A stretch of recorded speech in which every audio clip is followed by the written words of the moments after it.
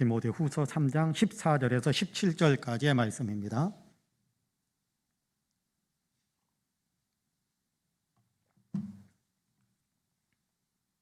디모데후서 3장 14절에서 17절까지 제가 봉독하겠습니다.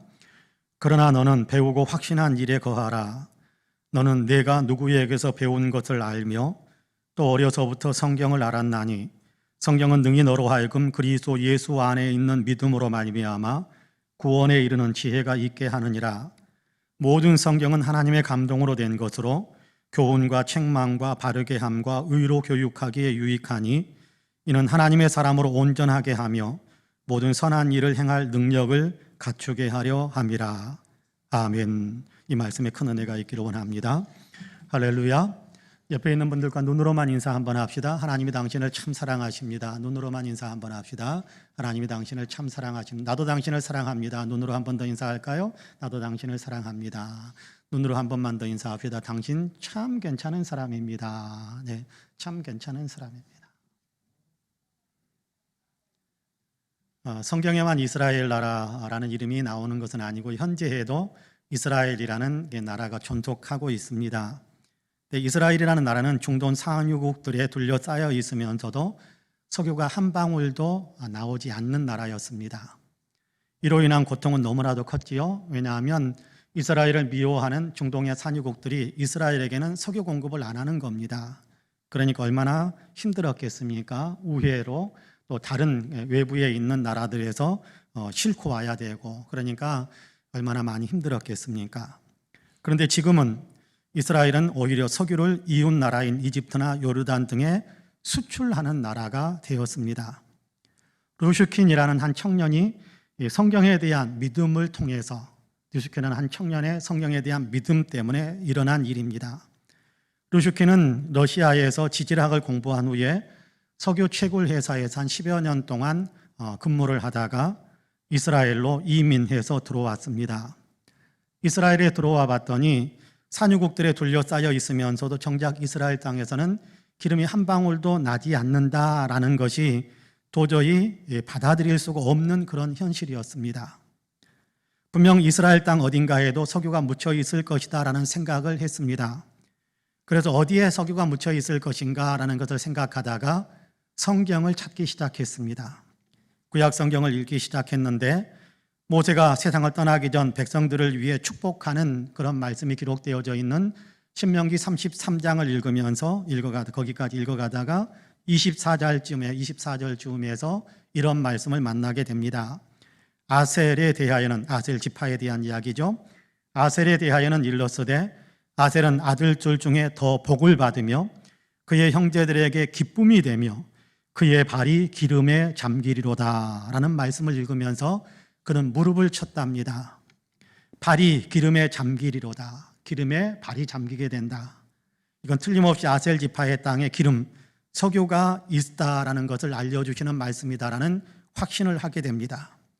그때부터 노후한 장비를 들고 아셀 지파의 땅을 탐사하기 시작했습니다. 단번에 석유를 발견해낸 것은 아니었습니다. 두 번째에도 실패하고 세 번째에도 실패하고 1년을 실패하고 5년을 실패하고 18년을 실패했습니다. 18년 동안이나 계속해서 탐사를 했지만 기름을 발견하지 못한 겁니다. 지치고 힘들어서 포기할 만도 한데, 그러나 그는 성경 말씀에 대한 믿음을 가지고 인내하면서 계속해서 탐사를 하다가 마침내 18년 만에 드디어 석유를 찾았습니다. 그것도 이스라엘이 100년을 사용할 수 있는 많은 양의 유전을 발견하게 된 겁니다.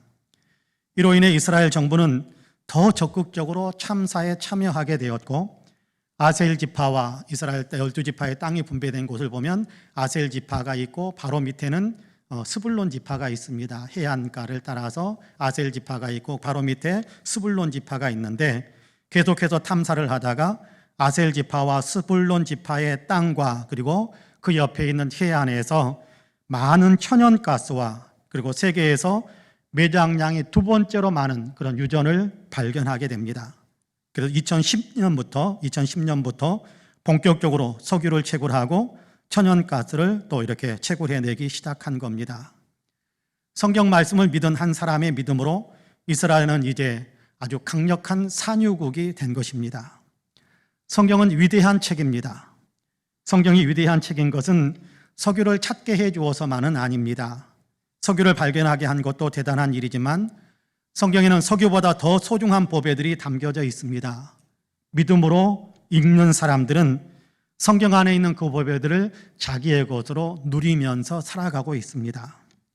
오늘 우리가 읽은 디모데후서 3장은 성경에 대해서 가르쳐주고 있어요. 우리가 곁에 두고 있는 이 성경이 무엇이고 이 성경이 어떤 일을 하고 이 성경을 우리가 어떻게 대해야 할 것인가에 대한 이야기를 우리에게 들려줍니다. 앞에서 말씀드렸던 누슈킨이라는 사람은 믿음으로 성경을 대함으로 이스라엘 땅에서 석유를 발견하는 지혜를 얻기도 했는데요. 우리도 믿음으로 성경을 읽는다면 성경 안에 있는 이 더 놀라운 보배들을 우리의 것으로 얻을 수 있게 될 것입니다. 이제 본문을 조금 더 깊이 있게 생각하면서 성경은 무엇이며 우리가 성경을 어떻게 대해야 하는지를 함께 배우려고 합니다. 바라기는 말씀을 나누는 우리 모두에게 하나님의 은혜가 더 풍성하게 임하기를 주님의 이름으로 간절히 축복합니다. 첫째, 성경은 하나님의 말씀입니다. 여러분, 성경은 하나님의 말씀이에요. 이건 굉장히 중요한 겁니다. 성경은 하나님의 감동으로 된 하나님의 말씀입니다. 그럼 본문 16절 말씀을 같이 한번 읽어볼까요? 16절 같이 읽습니다. 시작. 모든 성경은 하나님의 감동으로 된 것으로 교훈과 책망과 바르게 함과 의로 교육하기에 유익하니. 할렐루야. 모든 성경은 하나님의 감동으로 된 것이다. 그렇게 우리에게 가르쳐주고 있습니다. 여기 감동으로 되어졌다라는 말은 헬라어로 데오푸뉴스토스라고 되어 있습니다. 하나의 단어인데 이걸 번역한 말이 하나님의 감동이라는 표현으로 되어 있는 건데요. 데오푸뉴스토스라는 단어는 하나님이라는 의미의 데오스라는 단어와 불어넣다라는 의미의 푸뉴스토스라는 두 단어가 합성된 단어입니다. 그래서 하나님께서 불어넣으셨다라는 그런 의미를 갖고 있습니다. 하나님께서 하나님의 말씀을 기록하게 하려고 사람에게 하나님의 뜻, 하나님의 마음을 불어넣으셨다, 그런 의미지요. 성경이 그렇다라는 겁니다. 성경은 하나님의 감동으로 된 하나님의 말씀이다, 그런 얘기지요. 베드로후서 1장 20절과 21절에서는 또 이렇게 말씀합니다. 먼저 할 것은 성경을 가르치는데요. 먼저 할 것은 경의 모든 예언, 말씀인데 하나님의 말씀, 성경 말씀인데요. 모든 예언은 사사로이 풀 것이 아니니 예언은 언제든지 사람의 뜻으로 낸 것이 아니요 오직 성령의 감동하심을 입은 사람들이 하나님께 받아 말한 것임이니라. 그렇게 가르쳐주고 있습니다. 그렇습니다. 성경의 예언, 다시 말해서 하나님의 말씀인데요. 성경은 성령의 감동하심을 입은 사람들이 하나님께로부터 받아서 기록해서 우리에게 전해준 것이다, 그런 얘기입니다.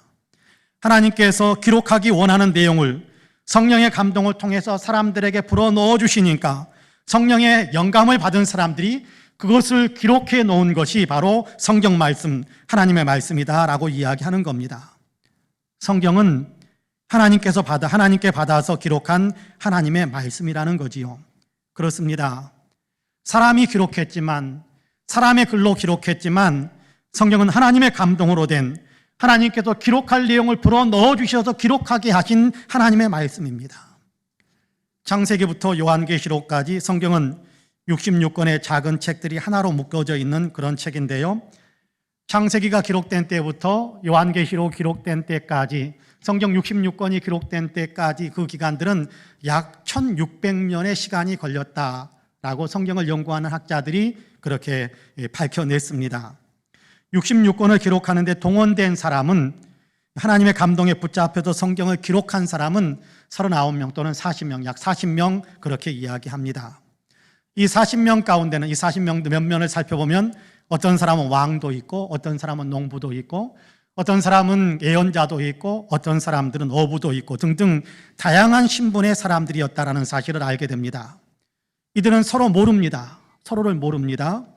서로를 모른 채 각기 다른 시대에 살았습니다. 1600년 그 가운데 중간중간에 다른 시대에 살았고 장소도 전혀 다른 장소에서 하나님의 감동에 사로잡혀서 글을 썼습니다. 놀라운 사실은요, 이렇게 다른 시대, 다른 장소에서 다른 사람들이 썼는데도 성경 66권은 전체적으로 그 주제와 그 내용이 일치합니다. 흐트러짐이 없습니다. 놀라운 일이지 않겠습니까? 어떻게 이것이 가능할 수 있겠습니까? 하나님께서 각 사람에게 하나님의 뜻과 하나님의 마음과 하나님께서 기록하게 하실 내용들을 성령을 통해서 불어 넣어 주시니까 그것을 사람들이 받아서 기록하다 보니까 성경은 1600년 동안이나 사람들이 여러 곳에서 흩어져서 같이 모여서 기록한 적이 없는데 40여 명이 그렇게 다른 장소에서 기록했는데도 불구하고 그 내용과 주제가 일치하고 있는 겁니다. 하나님께서 감동을 주셔서 기록할 말씀을 마음에 심어주셔서 기록했기 때문에 이 성경 66권은 그 주제와 내용이 서로 일치하고 있는 것입니다. 그렇습니다. 성경은 하나님의 감동을 입은 사람들이 하나님께 받아 우리에게 들려주시는 하나님의 말씀입니다.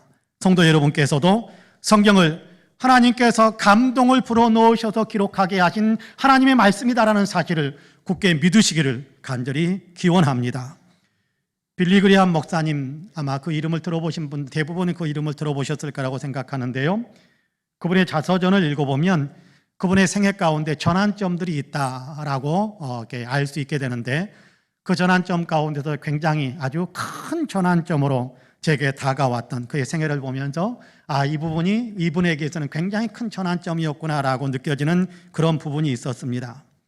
사역의 길에 들어섰는데, 목사의 길에 들어섰는데 당시에 많은 사람들, 많은 그리스도인들, 학자들, 박사라는 사람들, 또 어떤 목회자들까지도 포함해서 많은 그리스도인들이 성경은 하나님의 영감으로 기록된 것이 아니다라고 주장하는 일들이 있었습니다. 모든 사람이 그랬다라는 건 아닙니다. 이렇게 주장하는 데는 이런저런 이유가 있습니다. 또 그렇게 주장할 수 있는 근거들이 있습니다. 어찌 보면 그 이유가 타당하게 느껴지기도 합니다.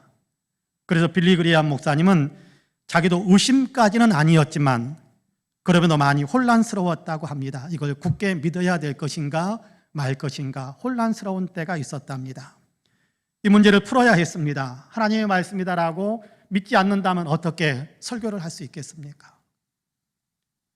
그래서 이 문제를 풀어야 했습니다.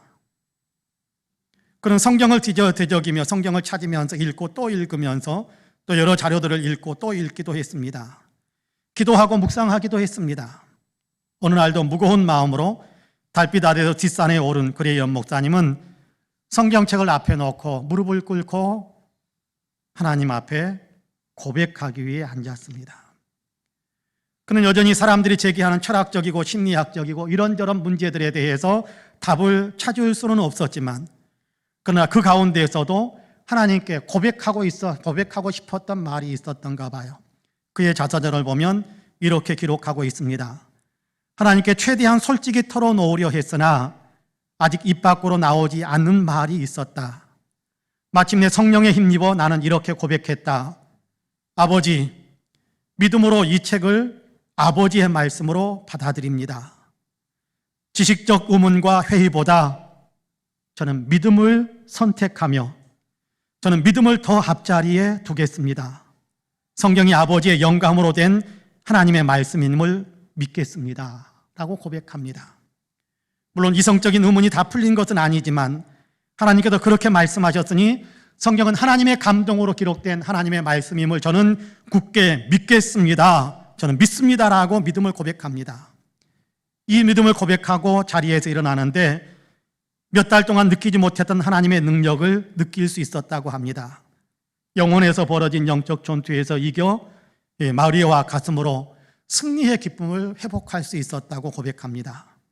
그리고 하나님의 권능 안에서 위대한 사역자의 길을 온전히 걸어갈 수 있게 되었다는 사실을 역사 속에도 우리는 볼 수 있습니다. 그렇습니다. 성경은 하나님의 말씀입니다. 하나님의 감동으로 기록하신 하나님의 말씀입니다. 사람의 말이 아니라 하나님의 말씀입니다. 성경은 하나님의 말씀으로, 성경을 하나님의 말씀으로 믿는다라는 것은 성경이 하나님의 말씀이야라고 고개만 끄덕이는 것을 의미하지는 않습니다. 성경 말씀을 하나님의 말씀으로 믿는다라는 것은 성경 말씀이 하나님의 말씀이니까 곧 하나님의 권위를 갖는다라고 인정하면서 거기에 기록된 내용을 내 삶에 적용시키면서 살아가는 겁니다. 그 말씀을 따르면서 살아가는 것이지요. 이것이 하나님의 말씀을 이렇게 믿는다라는, 하나님의 말씀을 내가 하나님의 말씀으로 믿는다라는 분명한 믿음의 고백인 것입니다. 저는 이런 고백이 우리 모두에게 있게 되기를 간절히 원합니다. 성경은 하나님의 감동으로 우리에게 기록해서 들려주시는 하나님의 말씀입니다. 이 사실을 굳게 믿으시는 우리 모든 성도님들이 되시기를 주님의 이름으로 간절히 축복합니다. 둘째로 성경은 능력입니다. 성경은 하나님의 말씀이지요. 하나님의 말씀이기 때문에 성경은 또한 하나님의 능력입니다. 말씀으로 천지를 창조하신 하나님의 그 말씀이기 때문에 성경 말씀은 그 자체로 하나님의 능력인 겁니다. 본문 15절에서 17절까지의 말씀을 같이 한번 읽어볼까요? 15절에서 17절까지 같이 읽습니다. 또 어려서부터 성경을 알았나니 성경은 능히 너로 하여금 그리스도 예수 안에 있는 믿음으로 말미암아 구원에 이르는 지혜가 있게 하느니라. 모든 성경은 하나님의 감동으로 된 것으로 교훈과 책망과 바르게 함과 의로 교육하기에 유익하니 이는 하나님의 사람으로 온전하게 하며 모든 선한 일을 행할 능력을 갖추게 하려 함이라. 할렐루야. 성경이 갖고 있는 매우 중요한 능력에 대해서 가르쳐 줍니다. 성경은 하나님의 말씀이거든요. 살아계신 하나님의 살아있는 말씀입니다. 살아있는 말씀은 살아있는 말씀인 성경은 능히 이런 일을 이룬다라고 우리에게 가르쳐주고 있는데요. 하나는 사람들에게 구원의 지혜를 주는 일을 한다, 그렇게 이야기합니다. 사람들에게 구원 얻을 수 있는 지혜를 주는 그 능력이 성경 안에 있다라는 것이거든요. 성경은 능히 너로 하여금 그리스도 예수 안에 있는 믿음으로 말미암아 구원에 이르는 지혜가 있게 하느니라, 그렇게 말씀하고 있지 않습니까? 그렇습니다. 성경은 예수님을 가르쳐 줍니다. 예수님이 어떤 분이신지, 어떤 일을 하셨는지를 가르쳐 줍니다. 예수님의 십자가를 가르쳐 주고, 예수님이 왜 십자가를 지셔야 했는지를 가르쳐 주고, 그 십자가 안에서 어떤 일이 이루어졌는지를 가르쳐 주고, 예수님은 부활하셨으며 다시 오실 것에 대한 분명한 내용들, 예수님에 대한 가르침을 우리에게 들려줍니다. 그리고 예수님을 믿도록 우리에게 감동을 주십니다. 구소련에서 사역하던 선교사님에게 어느 날 낯선 사람이 찾아와서 세례를 베풀어 달라고 요청을 했습니다. 어떻게 예수님을 믿게 되었는지 물었더니 그분이 이런 사연을 들려주더랍니다. 밭에서 일을 하고 있던 어느 날 기차가 지나가는데 기차에서 갑자기 뭔가 뚝 자기 앞에 떨어지더라는 거예요. 뭔가 봤더니 이 책이었습니다 라고 책 한 권을 내밀었습니다. 성경책이었습니다. 농부는 그것을 가지고 집으로 가서 그것을 열심히 읽기 시작했답니다. 그 성경책을 읽다 보니까 예수님을 알게 되고 예수님을 믿게 되었는데, 세례를 받고 싶은데 세례를 베풀어 줄 수 있는 사람이 없었습니다. 그러는 가운데 선교사님이 있다라는 얘기를 듣고 이렇게 먼 길을 달려왔느라고, 그러니까 내게 세례를 베풀어 달라라고 부탁을 하더랍니다. 그러면서 보여주는 성경책을 보고 선교사님은 깜짝 놀랐습니다. 그것은 선교사님이 얼마 전에 기차에서 복음을 전하면서 한 사람에게 건네주었던 건데, 성경책을 받아든 사람이 기분 나쁘다는 듯이 그것을 열차 창밖으로 그냥 던졌던 겁니다. 그리고 끝났다고 생각했는데 그것을 집어든 농부가 그 성경책을 읽다가 예수님을 믿게 되어 구원을 받게 된 겁니다. 성경은 살아계신 하나님의 말씀입니다.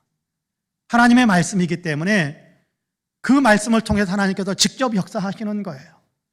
가르쳐주지 않았더라도, 누가 성경 공부를 인도해주지 않았더라도 성경책을 읽는 것만으로도 성경 속에서 예수님을 알게 되고 믿음을 갖게 되고 구원의 역사가 일어나더라는 겁니다. 뿐만 아니라 성경은 우리를 하나님의 사람으로 온전해지게 만드는 그런 능력이 있습니다. 구원에 이르도록 도울 뿐만 아니라 구원받은 사람이 하나님의 사람으로 온전해지고 상급받을 수 있는 선한 일을 행하는 사람으로 든든히 설 수 있도록 그렇게 이끌어주는 그런 능력이 성경 안에 있다라고 가르쳐줍니다. 16절 중간부터 17절에서 이렇게 말씀하지요. 교훈과 책망과 바르게 함과 의로 교육하기에 유익하니 이는 하나님의 사람으로 온전하게 하며 모든 선한 일을 행할 능력을 갖추게 하려 함이라. 교훈은 방향을 제시하는 거예요. 이것이 바른 삶이다, 이것이 하나님의 사람으로 사는 길이다, 이것이 너희의 구원을 이루는 길이다 라고 방향을 가르쳐주는 것이 교훈입니다. 책망은 그 교훈을 받고 살던 사람이 곁길로 벗어났을 때, 잘못되었을 때 깨닫도록, 정신을 차리도록 훈계하고 깨닫고 야단치는 거지요. 그것이 책망입니다. 바르게 함이란 책망해서 끝나는 것이 아니라 다시 바른 길, 신앙의 길을 바로 살아갈 수 있도록 이끌어주는 것이 바르게 함입니다. 의로 교육한다라는 것은 하나님께서 기뻐하시는 삶을 계속해서 살아갈 수 있도록 이끌어준다라는 것을 의미합니다. 성경이 이런 역할을 하는 거예요. 성경을 읽으면 우리 안에서 이런 일이 일어나는 겁니다. 성경을 읽으면 우리 인생 안에서 이런 일이 벌어지는 거예요. 이렇게 교훈과 책망과 바르게 함과 의로 교육하는 일을 통해서 성경은 우리를 하나님의 사람으로서 하나님의 사람답게 더 온전해지게, 더 성숙해지게, 더 선한 일을 행하면서 하나님께로부터 받을 아름다운 상급을 쌓는 그런 삶을 살아갈 수 있도록 우리를 이끌어준다라는 것입니다. 성경 말씀이 하나님의 권능으로 우리 안에서 이런 일을 이루신다라고 우리에게 가르쳐 줍니다. 저는 매일 성경을 읽습니다. 새삼스럽게 성경 읽는다고 이야기하나 그런 생각을 하실지 모르겠습니다. 그러나 저는 매일 성경을 읽습니다. 성경을 읽으면서 제 안에서 이루어지는 일이 있습니다. 성경을 읽으면 생각이 바뀌어요. 성경을 읽으면서 가치관과 세계관이 변화되기 시작합니다. 그러면 그것이 내 안에 뿌리를 내리면 내 삶 속에서 삶을 살아가는 태도가 바뀌어집니다.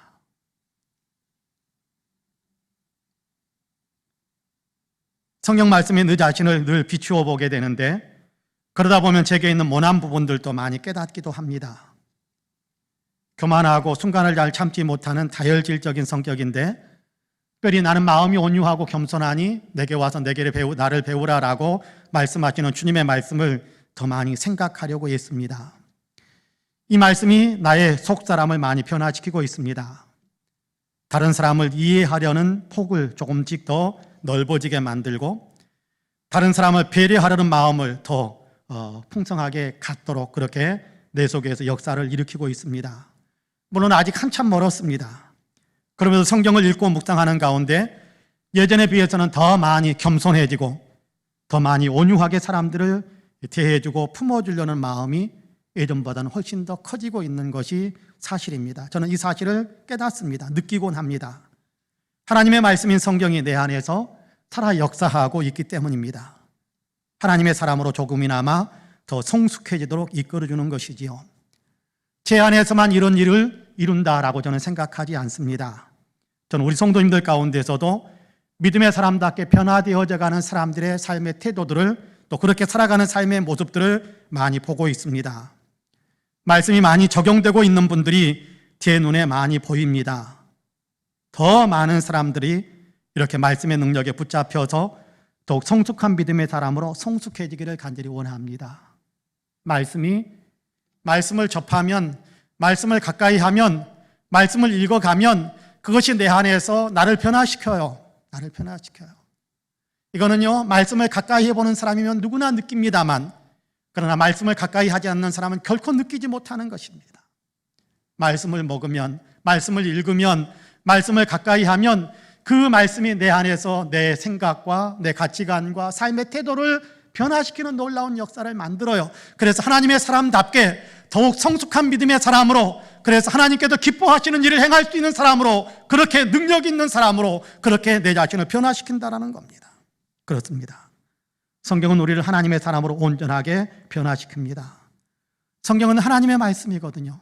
하나님의 말씀은 살아있고 운동력이 있어서 지금도 우리의 생각과 우리의 어떤 생활의 태도와 우리의 시몬골수의 모든 것들을 다 찔러 쪼개면서 변화시키는, 치유하시는 능력이거든요. 누구나 성경 말씀을 읽기만 하면, 누구나 성경 말씀을 묵상하면 누구나 이런 일들을 경험할 수 있게 되는 것입니다. 그렇습니다. 바라기는 우리 모든 성도님들은 성경을 늘 묵상하심으로 구원받은 사람답게 하나님의 사람으로 더 온전해지는 아름다운 성숙의 믿음의 사람으로 든든히 서가기를 주님의 이름으로 간절히 축복합니다. 마지막으로 성경을 사용해야 합니다. 성경을 사용하라고 합니다. 성경이 하나님의 말씀이요, 성경이 우리의 생명을 구원하고 우리를 하나님의 사람으로 온전하게 만드는 능력이라면 우리는 그것을 사용해서 성경 안에는 석유를 발견한 것보다 더 위대한 보배들이 있는데 그 보배를 누려야 하지 않겠습니까? 그래서 주님은 우리에게 이렇게 말씀합니다. 성경을 배우라. 성경을 사용해라. 성경을 배우라. 성경을 확신하고 성경 안에 있는 가르침으로 너의 삶을 변화시켜라라고 이야기하는 겁니다. 여러분 14절 말씀을 같이 한번 읽어볼까요? 14절 말씀 같이 읽습니다. 시작. 그러나 너는 배우고 확신한 일에 거하라. 너는 내가 누구에게서 배운 것을 알며. 할렐루야. 너는 배우고 확신한 일에 거하라 라고 하십니다. 여기 배우라라는 얘기는 신앙생활의 일반적인 모든 것들을 다 배우라라는 말씀인데요, 신앙생활의 모든 것은 성경에 근거하고 있지 않습니까? 성경에 있습니다. 그러므로 여기 배우라라는 말은 성경을 배우라라는 말과 연결되어지는 것이지요. 배우고 확신하라, 배우고 배운 바 진리를 삶에 적용하라, 그렇게 이야기합니다. 성경을 배우는 길은 어려운 것이 아닙니다. 성경 우리는 너무 어렵다고 이야기하는데 전혀 어렵지 않습니다. 성령께서 깨닫게 하시는데 뭐가 어렵겠습니까? 내가 깨달아야 한다고 한다면 어려운 부분도 있겠습니다만은 성령께서 깨닫게 하시거든요. 성령께서 이해하게 하시거든요. 읽어가다 보면 이해가 되어지거든요. 한 번에 이해 안 되면 두 번 읽고, 두 번에 이해 안 되면 세 번 읽고, 그러다 보면 성령께서 이해하고 깨닫고 그 의미를 파악하게 하시는 은혜를 베풀어줘요. 어렵지 않아요. 성경을 배우는 길은 절대 어렵지 않습니다. 누구나 마음만 먹으면 누구든지 성경을 배우고 성경을 사용할 수 있습니다. 가장 단순한 방법 가운데 하나는 성경 말씀을 듣는 겁니다. 성경 말씀을 듣기, 성경 말씀을 듣는 겁니다. 최근에 권사님 한 분이 요즘은 눈이 많이 안 좋아져서 책을 읽는데 너무 눈이 쉽게 피로해지니까 성경을 읽을 수가 없어서 성경 말씀을 녹음한 프로그램을 구입해서 그것을 틀어놓고 늘 듣는다라고 말씀을 하시더군요. 제가 너무 잘하신다라고 칭찬했습니다. 정말 잘하시는 겁니다. 성경 말씀을 읽는 것이 힘들면 성경 말씀을 기록한 그 성경 말씀을 녹음한 그 프로그램들을 틀어놓고 그 말씀에 조용히 귀를 기울여 보는 거예요. 그냥 소기에 격리듯이 그냥 흘려 듣는 것 말고 그냥 들어보는 겁니다. 아, 이렇게 말씀하시는구나. 성경 말씀을 듣는 것이 성경을 배우는 것입니다. 다음에는 성경을 직접 내 눈으로 읽는 것입니다. 두 번째 방법은 성경을 읽는 거지요. 성경을 내 눈으로 직접 찬찬히 읽어보는 겁니다. 성경을 읽을 때 색연필 같은 것을 가지고 은혜가 되는 말씀이 있으면 밑줄을 그어보고, 밑줄 그은 말씀을 두 번이고 세 번이고 계속해서 몇 번씩 더 그 자리에서 여러 번 반복해서 읽다가 또 계속해서 읽어가기도 하는 것입니다. 성경을 읽는 것, 성경을 공부하는 것, 성경을 배우는 것입니다. 세 번째는 성경을 연구하는 겁니다. 공부하는 거지요. 성경을 읽으면서 궁금한 것이 있으면 알만한 사람에게 물어보거나 목회자들에게 물어보면서 배우는 겁니다. 혹은 성경을 공부할 수 있는 어떤 교재를 하나 구입해 가지고 그 교재에 따라서 한번 같이 공부해 보기도 하는 것입니다. 그러나 교회 밖에서는 절대 하지 마시기를 바랍니다. 다른 사람 교회 밖에 누구 어디 가가지고 성경 공부 잘하는데 거기 가자라고는 절대 거기는 따라가시면 안 됩니다. 절대 따라가시면 안 됩니다. 성경을 공부하는 것, 성경을 공부하는 것, 여러분 성경을 연구하는 것, 이것이 성경을 배우는 방법이기도 합니다. 다음으로는 암송하는 방법도 있습니다.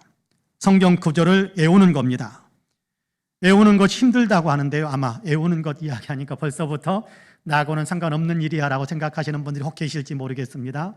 외우는 것 나하고는 전혀 나하고는 맞지 않아라고 생각할지 모르겠습니다. 그러나 외우는 것 힘들어도요, 외우는 것을 습관화시키면 됩니다. 사실 우리는 안 외우는 것이 습관화되어 있습니다. 그렇기 때문에 안 외워지는 거예요.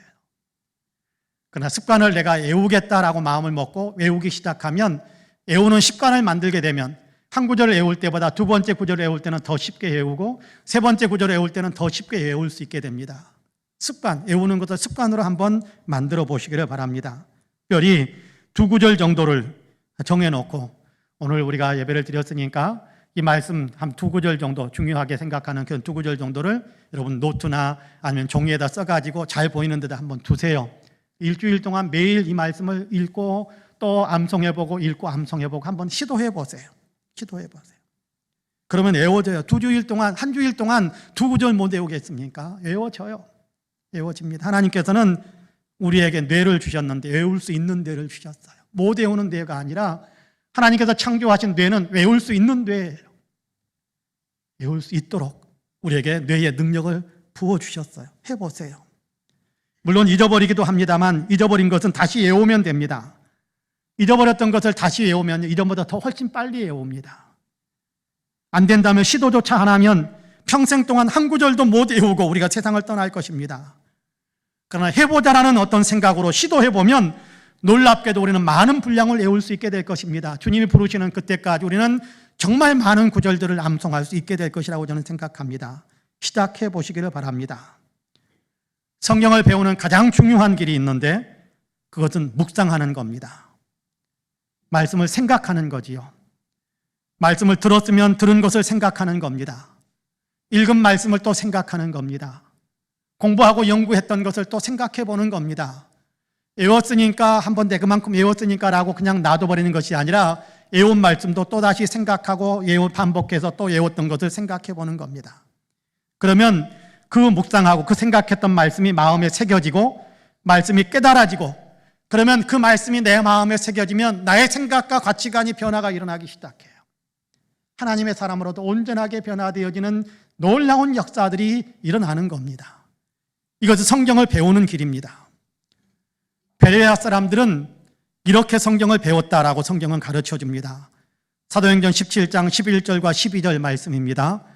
베레아에 있는 사람들은 데살로니가에 있는 사람들보다 더 너그러워서 간절한 마음으로 말씀을 받고 이것이 그러한가 하여 날마다 성경을 상고함으로 그중에 믿는 사람이 많고 그렇게 말씀합니다.